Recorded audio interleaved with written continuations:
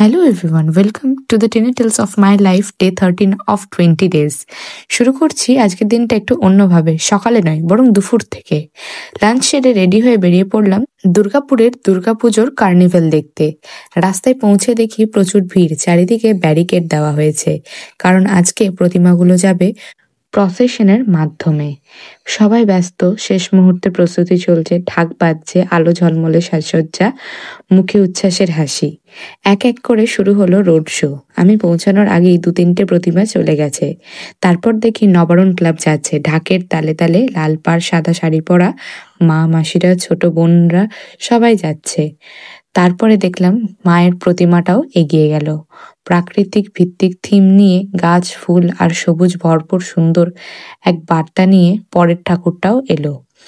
কি সুন্দর দেখতে লাগছিল সব চারিদিকটা, আর এই প্রতিমাটা ছিল অপরূপ সুন্দর, দেখতেও যেমন সাজসজ্জাও সেরকম।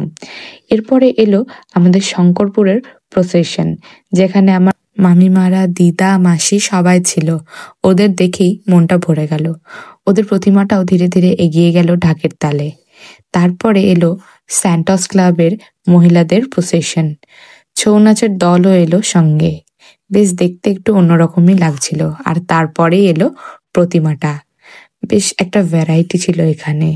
সবশেষে এলো মার্কনি দক্ষিণ পল্লী, কিন্তু তখনও আরো কটা ঠাকুর বাকি ছিল, কিন্তু আমার দেখা এটাই ছিল শেষ ঠাকুর, যেখানে প্রথমেই থিম ছিল বেশ নতুনত্ব, সতীদাহ প্রথা, যেটা বন্ধ করেছিলেন রাজা রামমোহন রায়।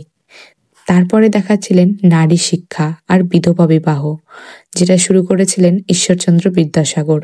তারপর আনন্দমঠ, একই বৃন্তে দুটি কুসুম, হিন্দু মুসলমান ভাবনা, এবং 1905-এর বঙ্গভঙ্গ আন্দোলন, রবীন্দ্রনাথ ঠাকুর।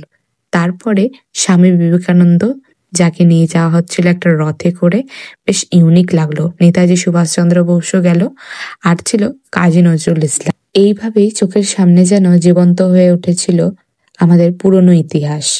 সবকিছু দেখে ঢাকের আওয়াজে মুগ্ধ হয়ে ধীরে ধীরে রওনা দিলাম বাড়ির পথে।